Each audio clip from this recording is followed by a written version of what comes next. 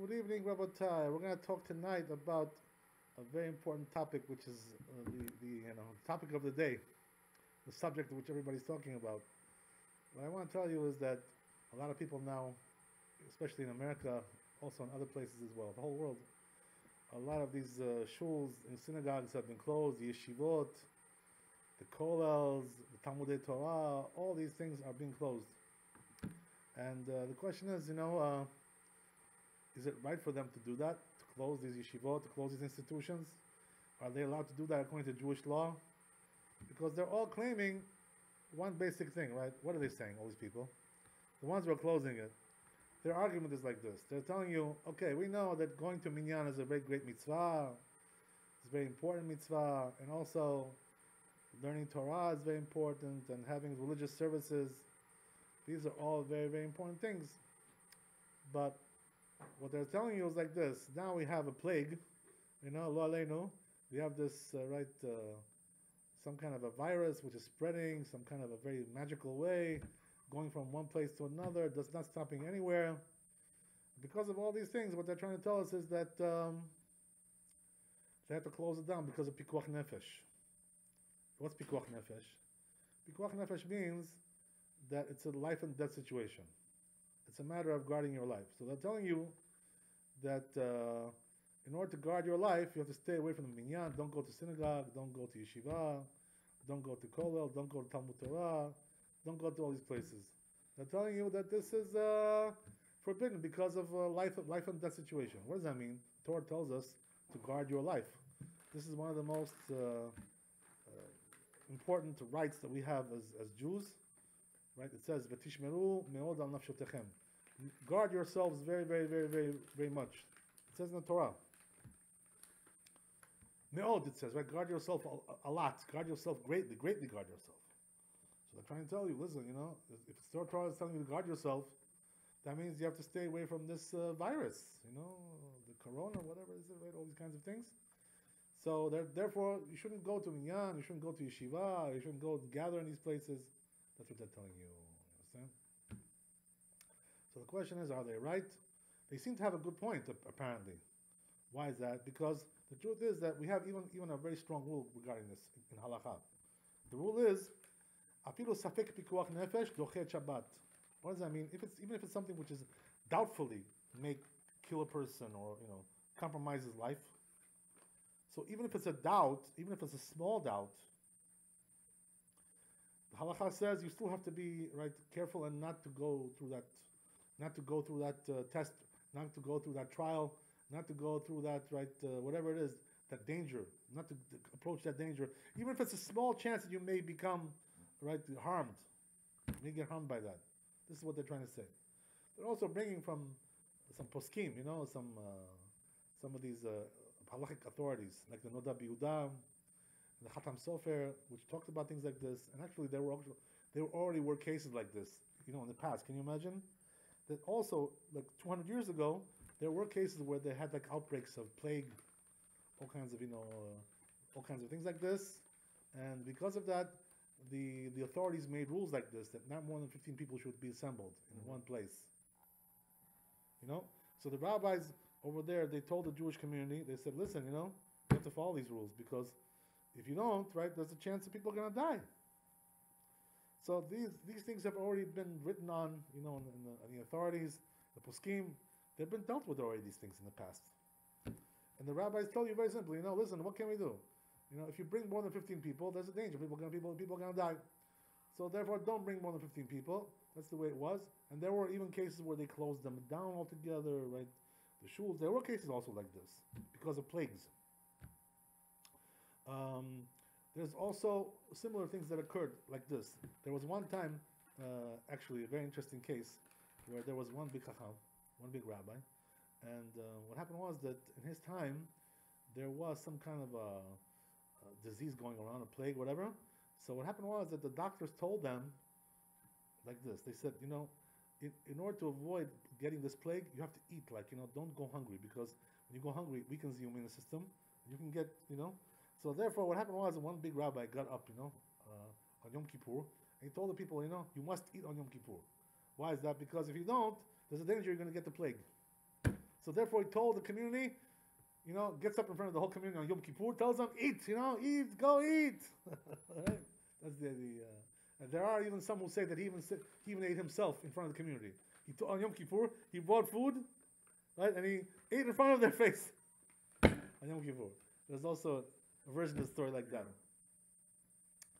So what they want to do is compare now this to that and try to say, right, that just like over there, those rabbis were very, very careful to listen to the authorities, to listen to the doctors, to listen to the scientists. So the same thing, we have to do the same thing now. That's what they're trying to say. Apparently, it's a good argument, if you really think about it. And I'm telling you, listen, even if it's a doubt, still, you have to be careful. Okay, it's not 100%. Nobody's gonna tell you it's 100%. You're gonna get infected, but there is a small chance you may. So therefore, they're telling you, right? No, right? Don't do. And this is the reason why in most of America now all the schools are closed. All the institutions are closed. Religious institutions are being closed, left and right. Almost nothing left open, except crazy people like us, right? Otherwise, they're all gone, right? We're not crazy. We're smart. Baruch Hashem. Thank God. But I'm joking. But the point is like this, right? Are they really, really right? It seems right what they're saying on the face of it, right?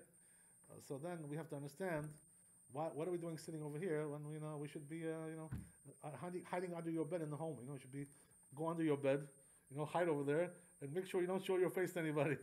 That's what it should be, right? According to what they're telling you. So we have to understand a little bit, right, how this works and how the whole idea, right, comes across.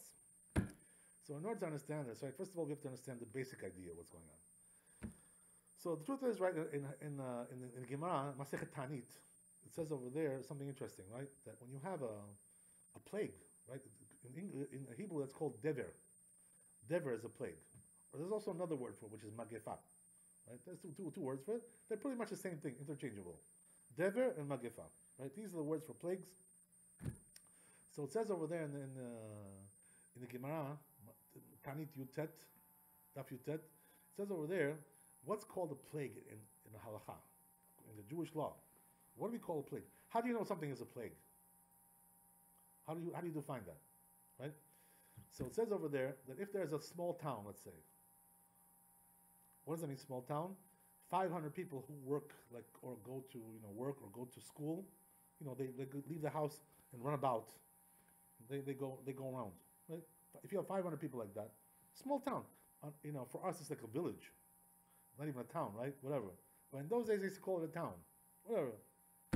So it says that if 500 people are in one town like this, who are going to school or going to work or whatever, going around, not homebodies, right? Not homemakers. So these people, if 3 of them died in 3 days, what does that mean? Like 3 consecutive days? Each day, 1 person died. 1, 2, 3. If 3 people died in 3 consecutive days, it's called a plague already. What does that mean? These people are dying for no reason, apparently, right? They're not dying of old age. They're not dying because they have cancer, or all kinds of. They're not dying because they got hit by a car. They're dying because there's a plague going on. Something's going on. Unexplainable death. Chain reaction. Something like that. Yeah, just the idea, right? In those days, they didn't have ways to monitor what the disease is. If it's this kind of flu or this kind of flu or that kind of plague or bubonic plague, they didn't know what these things were. They had no idea what these things were. They had no way to determine these things. So all they knew was that people were dying just unnaturally. So once you have 3 people who died once every 3 one day, each person dies. 1, 2, 3 consecutive days. That's called already a plague. Now that's what are we talking about over here? That means that we have about 500 people, as we said, who are working, right, in that town or going about, and we have 3 people that died in 3 consecutive days. Now that's a ratio. What ratio is that, right? 500 to 3. That's 3 out of 500. So now if you multiply that, how many people do we have in our cities? Let's say, right, our favorite city, right, in America anyway, it's our favorite, New York City, right? How many people do we have in New York City? How many people do we have? 10 million? 8 million. Right, something like that, right? Right, 10 million. Okay, so how many of them are like going about, daily? I don't know, let's say, for argument's sake, 5 million, whatever, So now that means that it would have to be the same ratio. So we're talking about 500, we're talking about 3 deaths. So how many would that be if you multiply it now and make it into 5 million? there will be a lot more, right? We're talking about dozens of people have to be dying, like every day, for it to be considered a plague. Every day you have to have like, hundreds of deaths every day for such a big city like this. That would be the ratio. Yeah. This is considered to be a plague according to the Torah. Now, okay, fine. So then the question is, okay, when you know that you have a plague, by the way, do we have this ratio today in this current situation? We don't have that ratio. Why is that? I'll explain to you why. Very simple, because the statistics are like this, basically, right?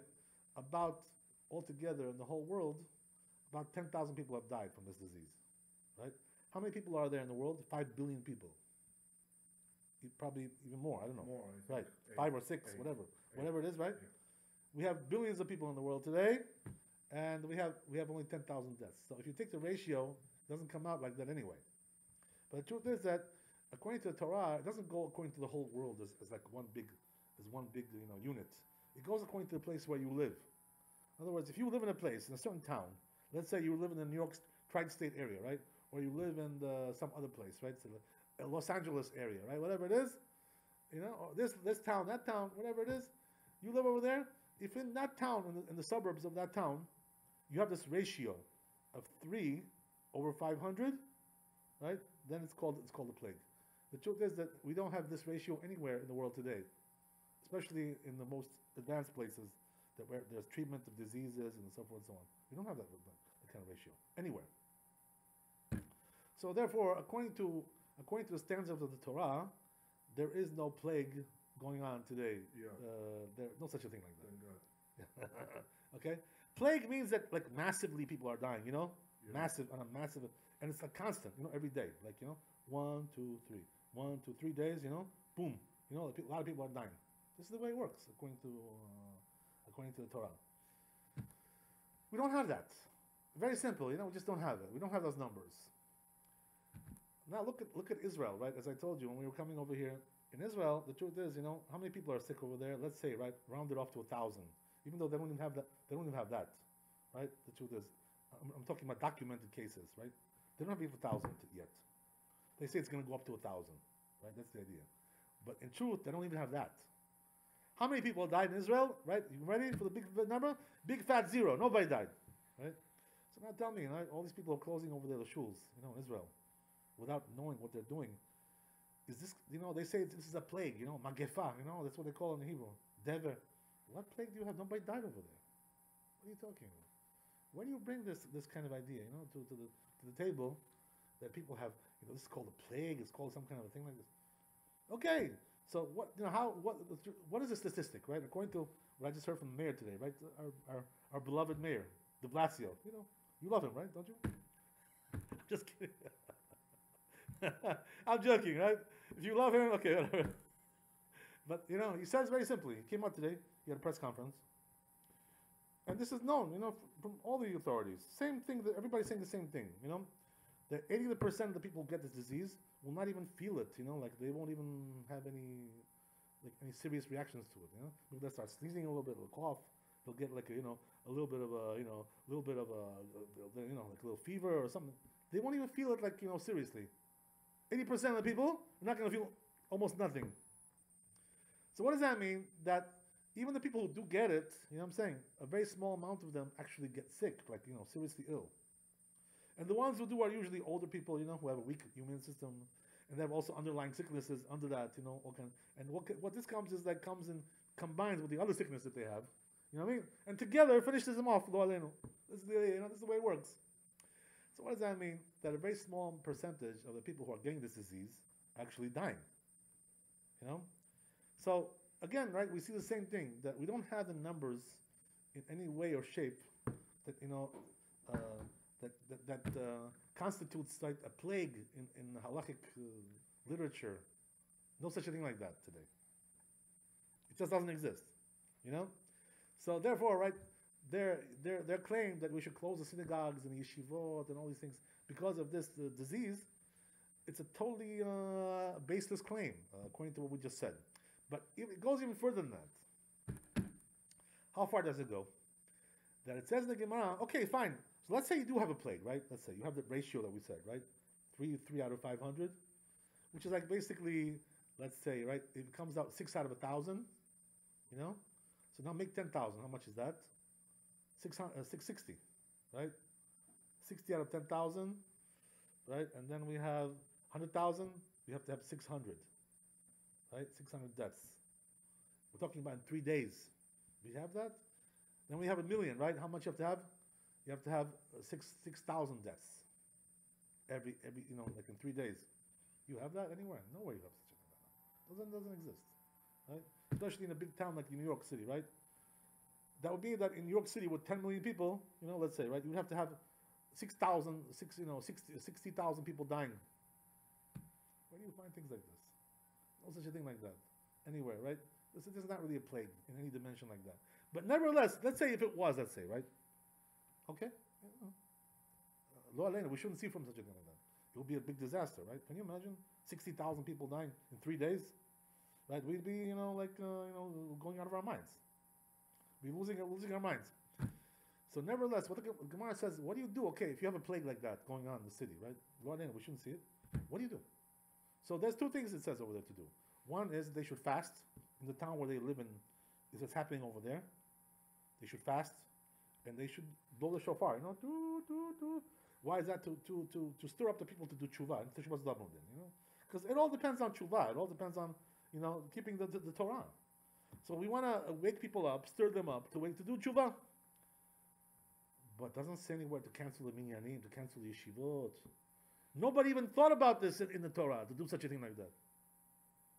Even if there is a plague going on. No such a thing like that anywhere in the Torah. To cancel the yeshivot, to cancel the minyanim, to close the shuls. Adarabba, right? It says in the Torah, this is our life. Our life comes from the Torah. It comes from prayers. It comes from all these things. This is the power that we get from Hashem. It comes from all this. So, Adarabba, right? Just the opposite. When you forfeit these things, you're forfeiting your own life. You're making your life even worse. What does that mean? Now you have more of a chance of contracting the disease. Because you're losing the zechut, the merits of the prayers. You're losing the merits of the Torah, which is what protects you from these things. You know what I mean? So it's like, there's a famous mashal, there's a famous story that's brought down in the Talmud about this. Right? So they say, right, that the fox, who's known to be like a very crafty animal, very crafty, very sneaky, So goes into the river, goes to the river, and he wants to catch a fish over there, to have a little dinner, a little snack, whatever. So he tells the fish, it's like a fable. So tells the fish, listen, says, let's come out, let's live together one society, let's have one big happy family, He wants to eat them, He tells them, let's have one big family, one society. What do you need to be in the water for? Come out of there, let's go, let's live together. We'll have all love and, only love and peace together. Like peace, right? So, the fish tells the fox, right? He says, you're known to be the smartest animal, one of the crafty ones. He says, but you're a fool, He says, if I come out of here, you know what I mean? I have no chance to live whatsoever. Once I dry up, 2 minutes, I'll be dead already. He says, what? He says, you want me to now come up in there and live with you in this one society? So what are you trying to be? What are you trying to do? Pull the wool over my eyes? So same thing with the Jews, you understand? When the Jews, when they leave the Torah, when they leave the mitzvot, by closing the shuls, by closing the yeshivot, so what happens is that this is the water that they live in. This is what gives them the oxygen that they breathe. A fish can't live without water. That's its oxygen. You know what I mean? Just like we need oxygen, the fish needs water. So you leave your oxygen, tank, and you go out into space, outer space, take a moonwalk, right? But you have no oxygen tank. So you're gonna die. What's the question? This is the idea, So when a person removes himself from the Torah and mitzvot and makes things even worse, how is that going to help anybody? It's going to hurt more. This is very, very foolish what they're doing. So, you may come and tell me, like one rabbi told me today, he says, who are you to say all these things, Who do you think you are, So I tell him, I said, listen, okay, I'm nobody, but, the chief rabbis today came out and said the same thing, in Israel. Rabbi Lau, Rabbi Yitzhak Yosef, they say they shouldn't close the shuls, they shouldn't close the synagogues, they shouldn't close the yeshivot, they shouldn't close the Talmud Torah. And also Rabbi Kanievsky was considered to be, one of the big rabbis from Bnei Brak. He also said the same thing. Don't close them. And these guys come out, these mediocre rabbis, half-baked rabbis. They think that they're smarter than Rabbi Kanievsky. They think they're smarter than Yitzhak Yosef. You think that they're smarter than the chief rabbis? They know everything, you know. It's not me. Look at the Gedolim, you know. They're the ones who sing. Don't close down the minyanim. What they just said is like this, you know. Make them a little bit smaller, the minyanim. Why is that? Because, you know, there's rules now. You know, don't have more than 50 people. Don't have more than this amount of people. So make small minyanim. 30 people, 20 people, whatever it is, you know. 10 people even. You know, but not close it down altogether. Who would think such a thing like this? Who would you know, know such a thing like that? Because the Torah is what guards us, you know, just the opposite. There's also another big mistake, by the way, that, you know, I heard from this foolish man over here. You know? I'll tell you what it is. Very foolish man, doesn't understand what he's talking about.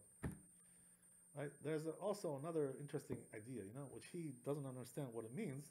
So we'll try to explain to you how that works, right? What happens is like this: you have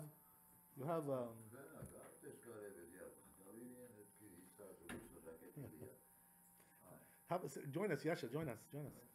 Dabzan. Dakatilia. Okay, so I'll explain to you what I mean to say. There is a saying like this in the Midrashim, in the Agadot. It says that when there's a lot of, you know, promiscuity in the world, like znut, you know, prostitution, immorality, you know, things like this. You know, these kinds of sins, homosexuality, you know, these kinds of things, right? Adultery, you know, these kinds of promiscuity. What happens is that Andra al-Musia bala olam comes Andra al-Musia. You know what that means? Like total, like chaos, you know, anarchy comes to the world, and it kills tzaddikim and rashayim biachad. What does that mean? Kills the righteous and the wicked. There's no more discernment between the good and the bad. Everybody dies. Whoever gets in the way of the Satan, if he finds him, he'll kill him. That's what it says, you know. So he was trying to say, right, this foolish man, that this applies to our situation, you know, but it's not really true. What does that mean? That when the Torah talks about Angela Musia, like total chaos, you know, it's like, you know, anarchy. It's not talking about a case where there's a new flu that came out. Every 5 years, new flu comes out. So what can we do? You know, we have to stop living every 5 years. So what it's talking about is that when like a big, you know, amount of people die, you know, we're talking like a big tragedy, like the flood, you know, of Noah's time. That was Andra al-Musia. That Kadosh Baruch Hu killed everybody. You know, whatever they are, they died. That's called Andra al-Musia. Andra al-Musia is something when people are dying on a massive scale, you know, like you can't imagine such a thing like that. Like, you know, what happened in World War II, you know, millions of people died. 50 million, 100 million, God knows, right? Everybody's got their estimate. How many people died over there in World War II? Cases like that's what we call Adra al-Musia. But when you have, you know, one over here, one over there, you know, this kind of thing, you know, it's a very, very small percentage. 1 out of 500,000 people, you know, 1 out of 250,000 people. This is called Adra al-Musia, you know. So why do I tell you that? Why is it important to understand? Because the truth is, you know, according to our emunah, according to our faith, Jewish faith, I told you this before. We were talking about this recently.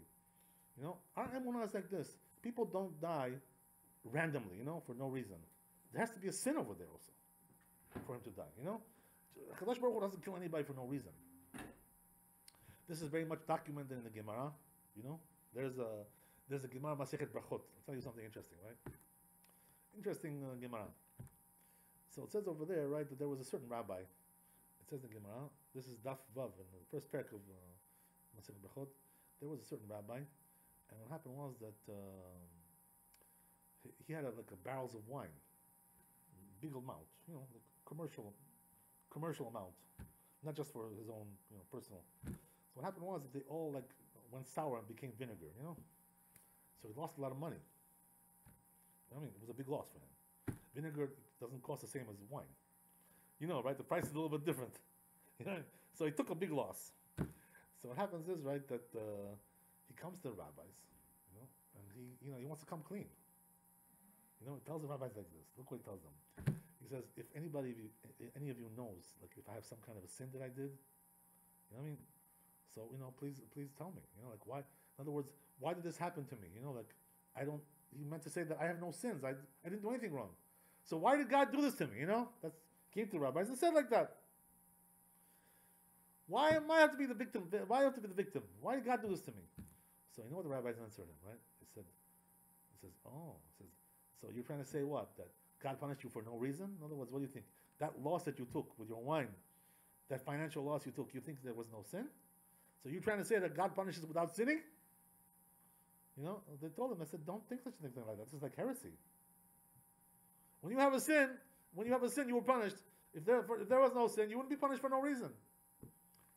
So he tells them, he says, if anybody knows what sin that I did, because I don't know any sin that I did. I personally don't have any sins. Not that I know of. Maybe I missed something. The rabbis told him, they said, you know what? Tell us one thing. He says, you have a sharecropper that farms your land. He works for you, right? So you have like a deal with him, how much percentage he gets, how much percentage you get. Like a sharecropping, So he says, do you ever play around with this guy, don't give him his share?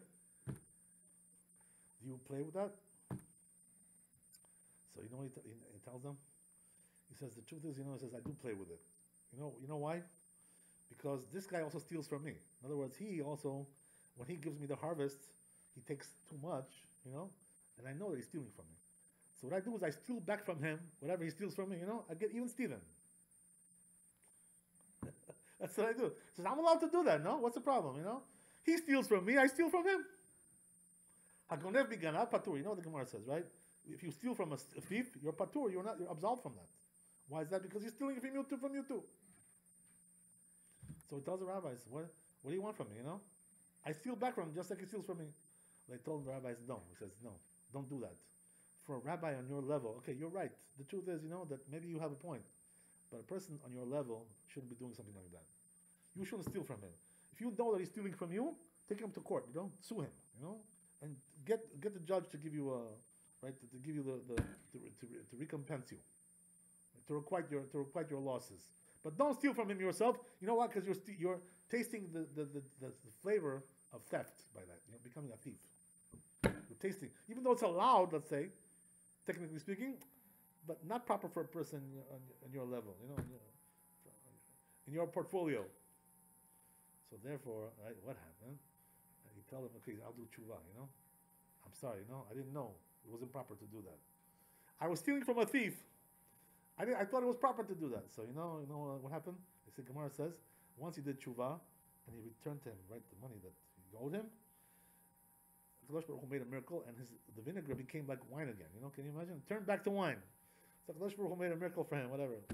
Okay, but why do I tell you this story? The reason I tell you the story is because the moral of the story is like this, right? That nothing happens to somebody for no reason. So what does that mean? What the doctors try to tell us, is like a form of heresy. Where's the heresy? The heresy is that they tell you, when it comes to contracting a disease, it's just like a matter of chance. Like you pass by, you get some vapors from him, he sneezed on you, he coughed on you, right? He touched you, whatever it is, right? All kinds of things like this. And you got the disease because you touched him, because he sneezed on you, because he coughed on you. So comes and Torah tells us, no, it's not true. You won't get that disease if you don't deserve to get the disease from your sins. If you really deserve it, it's going to come on you anyway, no matter what. What does that mean? It'll find you, It has your address. It will find you and locate you, wherever you are.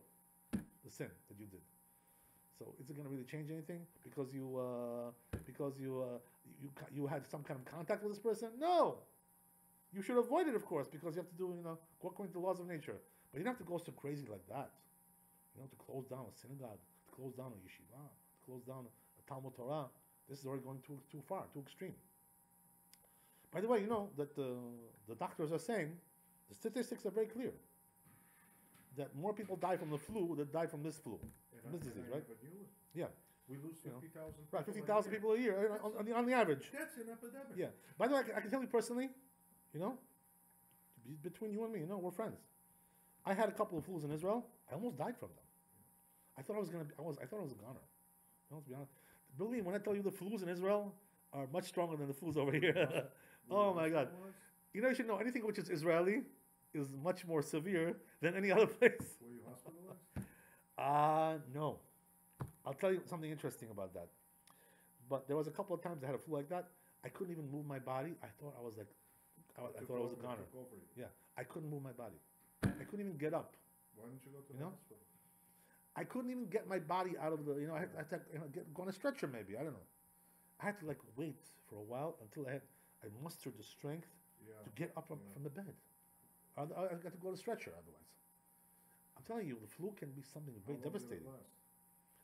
2-3 days. That's usually what a flu does, right? This one lasts longer. This one particular one, it's longer. When you fall that's the way it is. So I personally, believe me when I tell you, I thought it was goner. There was one time actually where I felt like I was like dizzy.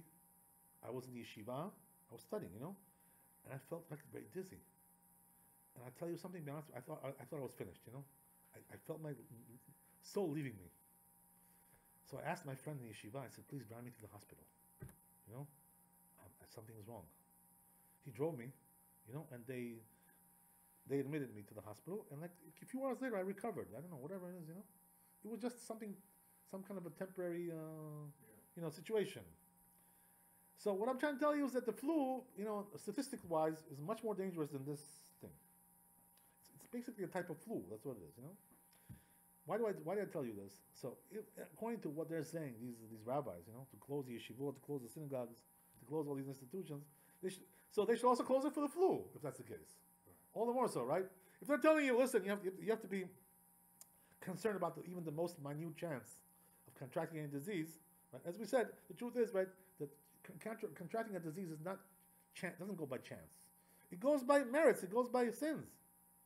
Except there's one thing, right, which is the Gemara says there's one exception to that. There is one kind of a disease where doesn't go by sins. You know what that is?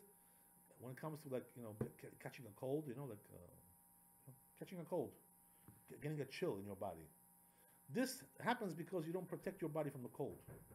So this is something where. Can you open the door? I thought he was here. Yasha. They have the keys. So what I'm saying is, right, that when it comes to these kinds of things, Who is it? take a guess. You're a good friend. Oh. Okay. Jimmy, you hooked up. You hooked up, Jimmy. Hooked up. You hooked up. Okay, good, very good. Magaricha, Jimmy. Magaricha. Thumbs up. So we're still in the class, but I don't have any phones. I'm sorry, Norman. I don't even know who you're talking about. Which Ruben you're talking about, I don't even know. So anyway, that's the idea. So it comes out from all this that, in other words, if you're going to be choshesh, if you're going to be concerned about the most minute chance of getting some kind of disease, there's no end to it. You have to close the shul for every flu, for every every kind of disease that goes around. There's thousands of diseases that go around all the time. There's no end to it. How far are we going to go? I'm not defending this panic, but I think the difference is this is an epidemic that is new. Yeah. And the flu we take for granted. Right. And it's just there. You can't really get rid of it.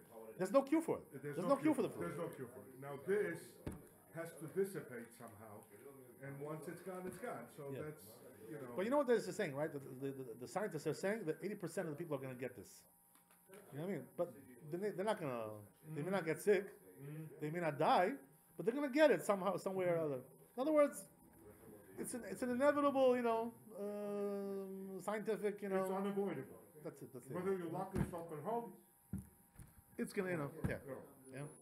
So, okay, so the idea is like this, right? Basically, that when we say, right, that now there's also an interesting thing. One of my friends told me, remember Alon was here on Tuesday. What he said was that when it comes to dangerous things, something which is like life danger. So he said, when you have a situation like this where you have, let's say, 5 pieces of meat, right? One of them is poisoned. So, and it got mixed up, with each other. You don't know which one's the poison one. Are you allowed to eat, one of them? So the truth is, you're not allowed to. So he says, you see from there, right? Even if it's a small chance, this like 1 out of 5, let's say, right? So then you shouldn't eat that. So he's trying to prove, to our case as well. So I told him, I said, the truth is, it's not the same thing. Why is it not the same thing? Because when you have a piece of meat, you know that one of them for sure is poison. And if you eat it, you'll die. Right? That's the idea. When it comes to this disease, number one, you don't know who's carrying it. You can't see it. Right. So you don't know if it's there. Yeah. Number one. Number two, even if he's carrying it, you don't know if you're going to get it from him. You don't know if you're going to have any contact with this person. And if you do, doesn't mean you're going to get it. And if you're going to get it, even if you get it, doesn't mean you're going to get sick. And if you get sick, doesn't mean you're going to die. Doesn't mean you're going to get very sick.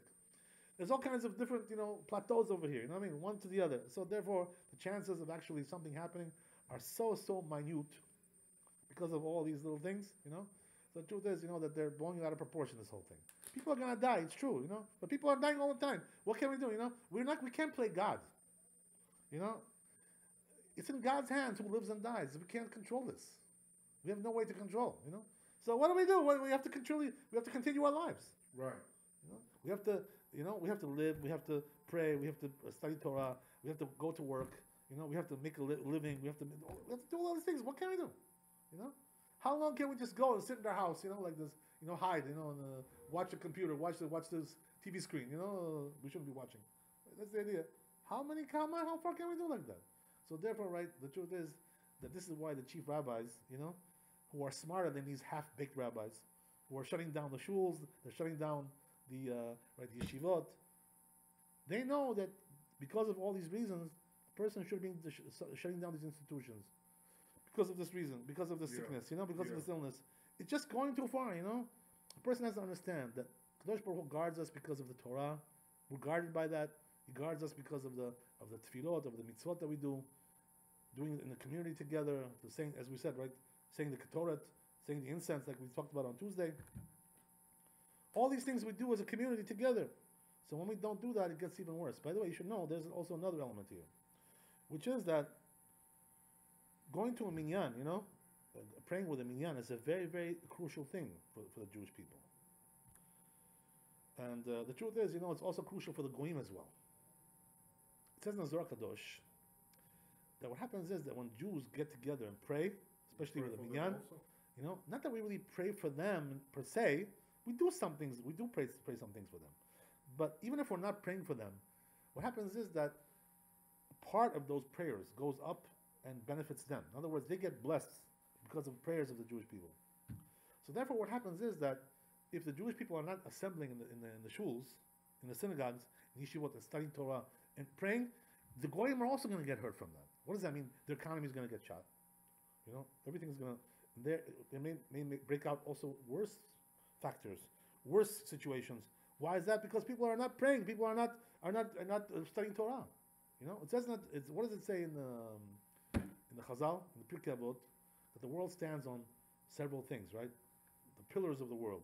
What does the world stand on? One of them is Torah, right? One of them is Torah. That we study Torah. If there was no Torah, right? That's the idea. So the pasuk is telling you, if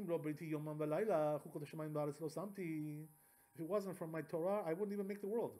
So the world stands on the Torah. If there's no Torah, they say the Chazal that the world will be destroyed. So therefore, when you compromise the Torah, they're not studying the Torah. They're getting together, the synagogues, getting together, and then the yeshivot and studying Torah. This is the existence of the world depends on that. Studying the Torah and prayers. So therefore, it's a very big, dangerous thing what they're doing. Shutting down the yeshivot, shutting down the Bet Knesset, shutting down all these institutions. And okay, if it was just me, okay, they can say, well, who are you? But we're talking about the Gedolei Israel, the big rabbis from Eretz Israel. They're all saying, don't shut down the shuls. And the ones who are saying to shut them down, they're like half rabbis, half-baked. I know who they are. I don't want to mention their names, but they're not on the level to argue with those people who are greater than them. They're not on the level. They say, oh, but that's his brother, he's a brother of the chief rabbi. Because he's a brother of chief rabbi doesn't make him also chief rabbi. Your brother is your brother, you're you. That's right. Very foolish kinds of things like this. So, because of all these reasons, Rabbatai, what I tell you is that it's a very, very foolish thing to shut down these institutions and to close them down. They say, well, just shut it down. Okay, how long are we going to do it? Pesach is coming up in 2 weeks. We're going to have Pesach with no shul, with no minyan. Is this what it should be? No Torah and Pesach, no nothing. How are we gonna make Pesach like that? That's the way to make Pesach? With no community, just by yourself, sitting in the kitchen with 2-3 people, assembled, just your immediate family. That's not the way to do Pesach like that. We have to have community. We have to have all kinds of things. We have to have the Torah. We have to have prayers. We have to have all the Torah readings. How can you do Pesach without this? They just want to shut it down. Yeah, okay, shut it down. The Shekhinah, the divine presence, comes into the world because of these things that we do. The prayers and the Torah. So when you're removing the minyanim, when you're closing down the shuls, when you're closing down the yeshivot, what happens is you're closing down the Shekhinah. You're closing down the divine presence in the world. You're removing God from the world. That's what you're doing. And then what happens? Tragedies, You have people like, arise, all kinds of villains, like Stalin, Hitler, We don't want to see somebody like this anymore. How does evil propagate? These evil forces like this, you know why? Because there's no holiness. They're shutting down. When you shut down the holiness, you get evil propagating all over the world. That's what they're doing. These people, they're bringing evil to the world by doing this. And they're saying, "Oh, but there's a danger." What danger? It's a new flu. Okay, what's gonna be? Some people are gonna die. Okay, so what? We should all die because if we don't go to shul, and if we don't go to yeshiva, and if we don't study Torah, we're all killing ourselves spiritually. Which is even worse. This is the reason why that obviously, it's a very simple. It's a very simple conclusion that a person has to keep on going, no matter what happens. You should never be afraid to do mitzvot. Never say, "Oh, some germs are gonna get me." What germs? You got Torah, you got mitzvot, you got prayers. What are you talking about germs for? What germs are you talking about? The person has to understand, has to weigh the pros and cons, one against the other. That's the idea. So HaKadosh Baruch Hu should help us to stay healthy and happy. Amen. And we should see only good tidings, and all the things should come in our way, all good things. Amen. And everything should recover and get back to normal. And we should see the coming of Mashiach b'mehera b'yameinu. Amen, amen. Chazak u'baruch. Thank you, God bless you. Thank you.